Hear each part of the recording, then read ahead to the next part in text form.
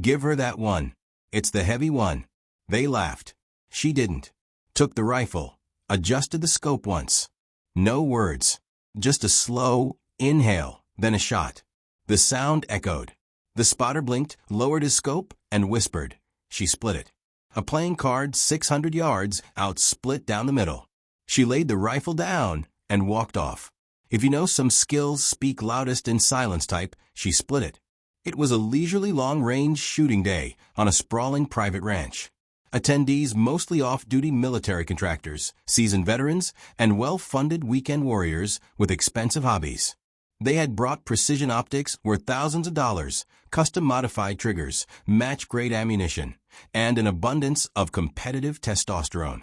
She arrived noticeably late to the gathering, didn't bring her own rifle equipment, carrying just a simple backpack and a water bottle. "You here to observe the real shooters?" Someone asked with obvious condescension. "Or maybe hold our coffee while we work?" She didn't respond to the provocation, just nodded quietly toward the rack of unused rifles available for borrowers. Someone chuckled with amusement, deliberately selecting the heaviest bolt-action sniper rifle from the display table. "Let's see what she can accomplish with this particular beast." Another participant added with mock concern. "I bet she can't even maintain zero accuracy with this heavyweight system." She accepted the rifle without visible strain or hesitation, made only a single adjustment to the cheek rest positioning. The group was conducting precision tests at 600 yards that afternoon using a standard playing card clipped to a string as their legendary shot challenge. Only one experienced shooter had ever managed to nick the card's edge during previous sessions. No one had ever achieved a clean split. She assumed prone position methodically, completely quiet, perfectly still. The wind conditions were relatively light, but shifting subtly from cross-right direction. She made one scope adjustment, controlled her breathing pattern, and fired. Absolute silence followed the shot. Then the playing card fluttered visibly and fell in two distinct halves. The precision of the split was immediately obvious to experienced marksmen observing through high-powered spotting scopes. Not a ragged tear or approximate cut of surgical division that demonstrated marksmanship capabilities beyond normal human achievement. The range master stood frozen, unable to process what he had witnessed. Veteran shooters who had spent decades perfecting their skills couldn't comprehend the level of precision required for such a shot. Splitting a playing card at 600 yards required not just exceptional marksmanship, but understanding of ballistics that exceeded standard training. Wind calculation, bullet trajectory, scope adjustment, all executed flawlessly without apparent effort or extensive preparation. Her single shot had accomplished something that competitive marksmen attempted unsuccessfully for years. And she had done it with a borrowed rifle she had never fired, before using ammunition she hadn't selected under conditions she hadn't tested. The demonstration represented mastery that transcended equipment familiarity or range experience. Someone whose capabilities remained consistent regardless of variables that affected other shooters. Her technique suggested training that exceeded anything available through conventional military or civilian programs. Methods that produced results other marksmen couldn't replicate, even with superior equipment in extensive practice.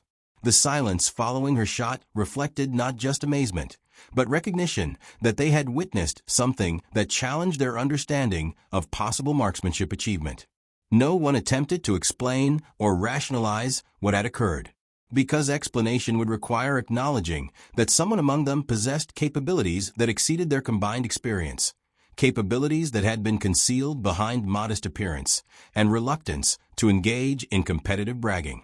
Her choice to demonstrate rather than discuss her abilities had been far more effective than any verbal claims could have been. Proof that transcended doubt or argument because it had been delivered through undeniable performance. The playing card split represented more than exceptional marksmanship. It was evidence of expertise that operated at levels most shooters would never encounter. Someone whose skills had been developed through experiences that remained hidden from casual observation, but which could be revealed through circumstances that demanded demonstration rather than explanation. The experienced range master blinked repeatedly, struggling to process what his trained eyes had just witnessed. That's absolutely impossible. Multiple spotters immediately began replaying the shot through their high-end digital scopes' internal recording systems. The footage showed a perfectly clean vertical split through the exact center of the playing card. No irregular tear, no lateral deviation from true center. The entire firing line fell into stunned silence as the implications became clear to experienced marksmen. That level of precision, that's theoretically impossible, one veteran muttered with obvious disbelief. Someone asked with desperate hope for rational explanation. Could she have gotten incredibly lucky? But she was already standing calmly, methodically brushing dust particles off her pants, walking back toward the staging tent area with the same quiet confidence she had displayed throughout. Wait just a moment. A confused spotter chased after her retreating figure. What name should we officially log that shot under? She paused for exactly 1 moment, considering whether to respond. You don't need to record it, she replied simply. She continued walking away, leaving behind stunned silence in a group of accomplished marksmen who couldn't comprehend what they had witnessed. One participant finally vocalized what everyone was thinking. She didn't flinch even once during the entire sequence, didn't even recenter her scope after the initial adjustment.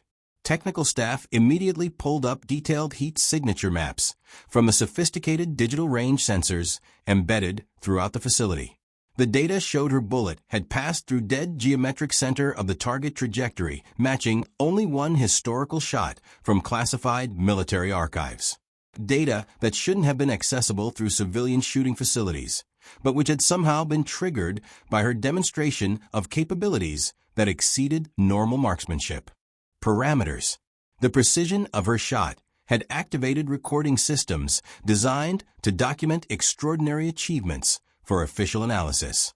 Systems that operated automatically when predetermined accuracy thresholds were exceeded.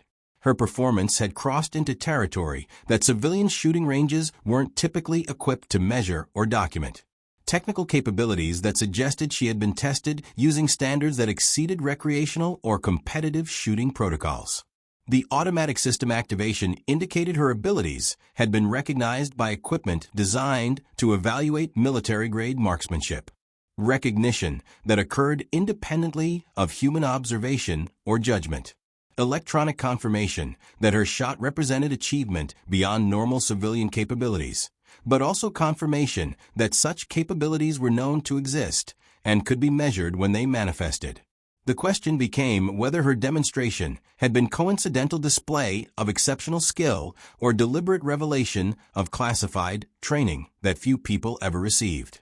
Her reluctance to provide identification suggested someone who understood the implications of official documentation, someone whose capabilities might create complications if they became part of permanent records.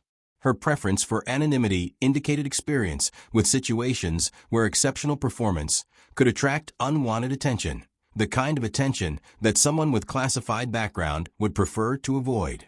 Her ability to achieve such precision with unfamiliar equipment suggested training that emphasized adaptability over equipment dependence, methods that produce consistent results regardless of variables that affected other marksmen. Training designed for operational situations where perfect performance was required using whatever equipment was available. The playing card split had been more than marksmanship demonstration. It had been evidence of capabilities that transcended recreational shooting. A proof of training that prepared someone for situations where failure wasn't acceptable and second chances weren't available. Her willingness to demonstrate such capabilities in civilian setting suggested confidence that her true background would remain protected, or perhaps warning that her skills remained available despite her apparent retirement from whatever official capacity had developed them. The shot had communicated more effectively than any verbal explanation could have achieved. Message delivered through performance that couldn't be questioned or dismissed. That evening, one of the obsessed contractors couldn't dismiss what he had witnessed and began conducting systematic research. He meticulously searched through military archives, professional sniper competition logs, anything that might provide rational explanation for the impossible marksmanship he had observed. After hours of intensive investigation, he discovered something deeply unsettling. A heavily redacted file. Candidate 47. Program withdrawal before final certification. Her identification photograph was deliberately blurred beyond recognition. No confirmed name appeared anywhere in accessible documentation, but the accompanying legend revealed disturbing information. She had once received training under an elite covert program specifically focused on non-traditional precision operators, individuals who relied not on conventional muscle memory techniques, but on advanced environmental intuition. According to fragmentary records, she had voluntarily withdrawn from the program before official graduation ceremonies, not because she had failed to meet performance standards, but because she had reportedly stated precision shooting should be used to end conflicts, not initiate them. Her philosophical objection to program objectives had resulted in her departure from training that few individuals ever received access to. The playing card split she had achieved that afternoon was identical to a documented test shot logged in a classified operations file labeled Oath Shot. Performance never successfully replicated until her demonstration. The archive documentation suggested her withdrawal from official training hadn't diminished her extraordinary capabilities that she had retained and possibly enhanced skills that were considered impossible to replicate through conventional training methods. Her performance indicated ongoing practice and development of techniques that exceeded anything taught through normal military or civilian marksmanship programs. Independent mastery that had surpassed the official training she had rejected for ethical reasons. The archive test shot had been part of final certification requirements for operators who would be deployed in situations requiring impossible precision under extreme conditions. Operations where single shots could determine outcomes of international incidents, where failure could compromise national security or result in loss of life among personnel who depended on absolute accuracy. Her achievement of identical precision suggested she had reached certification-level capabilities despite rejecting official program completion. That her skills had been developed through personal dedication rather than institutional requirements. Her ethical stance had prevented her from accepting official deployment, but hadn't prevented her from maintaining capabilities that could protect others if circumstances required. The classified nature of her training explained her reluctance to provide identification or seek recognition for her achievements. Someone with her background would understand that exceptional demonstrations could trigger investigations that might compromise ongoing security operations. Her preference for anonymity protected not just her own privacy, but the classified programs that had influenced her development. The technical systems activation during her shot suggested that her capabilities were still monitored by agencies that tracked individuals with her level of training. Even inactive personnel remained subjects of interest when they demonstrated skills that few people ever achieved. Her civilian appearance and recreational shooting participation provided cover for someone whose actual capabilities far exceeded what anyone would expect from casual observation. Perfect operational security that allowed her to maintain her skills while avoiding attention that might force her back into official service. Her shot had been both demonstration and warning evidence that her capabilities remained available if genuinely needed, but wouldn't be used for purposes that conflicted with her ethical standards.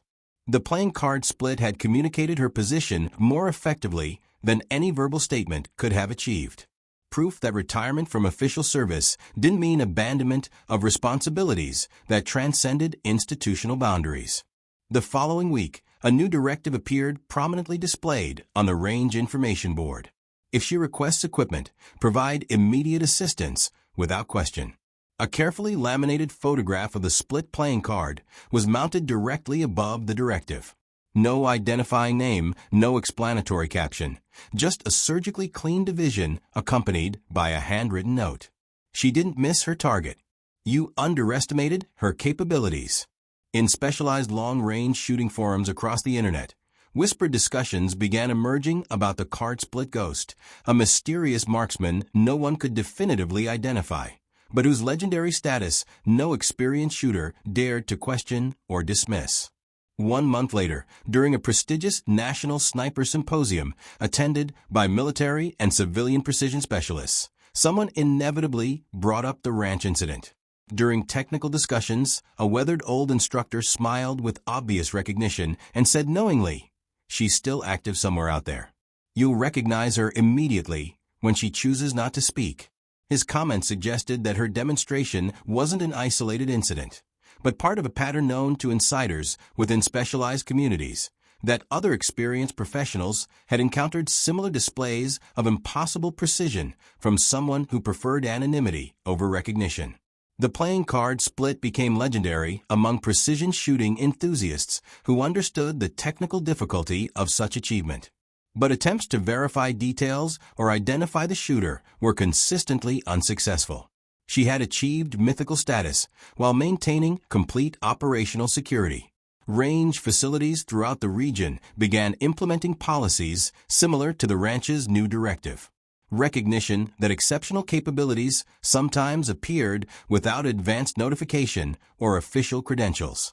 That accommodating such individuals served everyone's interests better than challenging their presence or abilities. Her influence on shooting culture extended beyond individual facilities to broader community attitudes about competence and recognition, understanding that true expertise often operated without seeking validation through competitive display or official documentation, that the most significant achievements might be accomplished by people who preferred to remain invisible to casual observation. Training programs began incorporating lessons about recognizing capability that didn't announce itself through conventional markers. Students learned that appearances could be deceptive, and that assumptions based on demographics or equipment could lead to serious misjudgments. Her story became an unofficial teaching example about the importance of respecting expertise regardless of its source or presentation. Evidence that competence transcended institutional affiliation, official certification, or social expectations. Years later, precision shooting instructors would reference the card split standard when discussing the theoretical limits of human marksmanship capability. Students would attempt to replicate her achievement using the finest equipment and extensive preparation. None would succeed in matching the precision she had demonstrated with borrowed equipment under casual conditions. Her performance remained the benchmark for impossible accuracy achieved through methods that couldn't be taught through conventional instruction. But her identity remained as protected as the training that had developed her extraordinary capabilities. The ultimate example of expertise that served larger purposes than personal recognition or competitive achievement. Someone whose skills remained available to protect others while avoiding the attention that might compromise her ability to choose when and how those skills were applied. Her legacy lived in the elevated standards she had established and the understanding that true mastery often operated in shadows rather than spotlights. Proof that the most significant achievements might be accomplished by people who never sought applause or acknowledgement. If you believe the loudest lessons are delivered without a single word, subscribe to The Ordinary Heroes.